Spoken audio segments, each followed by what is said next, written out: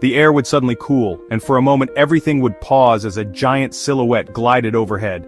This wasn't just any bird or bat.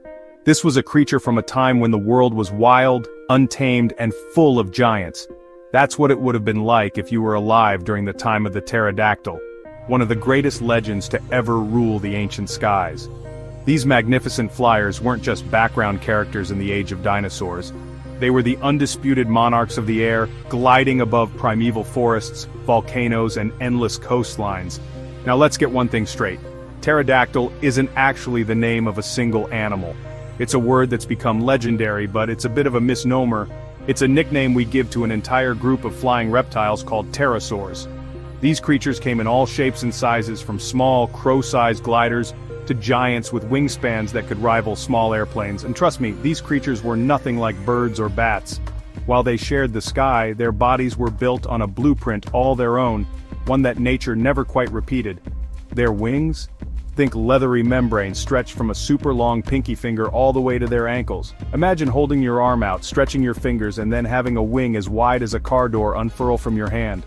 That's how these ancient aviators took to the skies. It's like nature's first experiment with flight. And it worked way better than you'd expect. Pterosaurs could launch themselves from cliffs, leap into the wind, and soar for miles without ever flapping their wings. Their bodies were perfectly engineered for life above the clouds. The OG pterodactyls like Pterodactylus and its bigger badder cousins like Quetzalcoatlus had wingspans that could reach up to 33 feet. That's longer than most cars and nearly as wide as a city bus. Just picture something that size gliding silently above you, casting a shadow that could swallow a playground whole. That's about as wide as a city bus, soaring right over your head.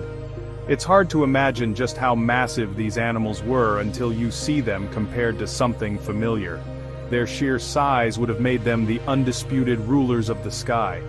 They dominated the skies of the late Jurassic and Cretaceous periods, gliding above dinosaur herds and ancient coastlines. From the lush, fern-filled forests to the windswept cliffs by the sea, pterosaurs were everywhere, their wings painting shadows across the land and water below. But how did they hunt? Let's picture a scene. You're a fish swimming near the surface, minding your own business. The water is calm, the sun is warm, and you have no idea that danger is lurking above. Suddenly, out of nowhere, a shadow swoops down. Jaws filled with needle-sharp teeth snap shut, and you're gone. Pterosaurs were expert hunters, able to pluck fish from the water with lightning speed and precision. Their beaks were lined with sharp teeth, perfect for gripping slippery prey. These predators had incredible eyesight and could spot prey from high above. Their vision was so sharp they could see the smallest ripple on the water's surface or the slightest movement in the grass below. Some hunted fish, others probably snatched up baby dinosaurs or insects. The diversity among pterosaurs was astonishing. Some had long, slender jaws for fishing, while others had short, powerful beaks for crushing shells or catching land-dwelling prey. They were the apex predators of the sky, using agility and speed, not just brute force.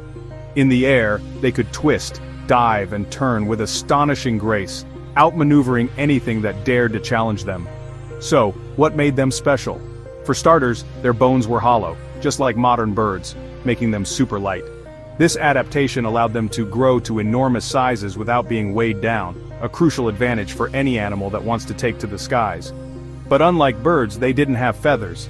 Their wings were made of skin and muscle, stretched tight over a framework of bone. This gave them a unique look, almost like living kites, with wings that shimmered in the sunlight. Their wings were all muscle, tendon, and skin, giving them flexibility and control. They could adjust the shape of their wings mid-flight, catching thermals and gliding for hours without tiring. It was a marvel of prehistoric engineering. And their crests? Some pterosaurs had wild headgear that scientists think helped with balance, attracting mates, or even steering in the wind.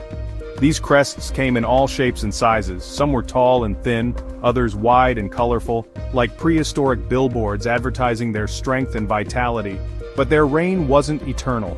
As time rolled on, Earth's climate shifted. The world grew colder, sea levels changed, and the lush habitats that pterosaurs depended on began to disappear. New predators emerged, ecosystems changed, and the giants of the sky began to vanish. Competition for food grew fierce, and the once dominant pterosaurs found themselves struggling to survive in a world that was rapidly evolving. By the end of the Cretaceous, a mass extinction, the same one that wiped out the non-avian dinosaurs, finally brought the era of the pterosaurs to a close.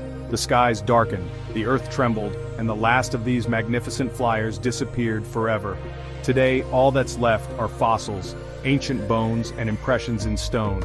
These relics are all that remain of a world where giants soared, and every shadow could mean life or death. But from these clues, paleontologists have pieced together the story of the pterodactyl, a master of the clouds, a symbol of prehistoric freedom, and a reminder that nature's creativity knows no limits. Each fossil tells a story of survival, adaptation, and the incredible journey of life on Earth.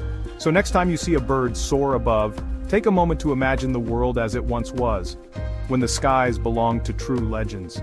The next time you hear the wind rustling through the trees or watch a hawk circle high above, remember that these are echoes of a much older story, a story written in stone and carried on the wings of giants.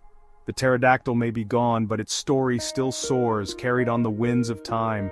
In every fossil, in every bird's flight, the spirit of these ancient rulers lives on, reminding us that the sky was once the domain of the most extraordinary creatures the world has ever known.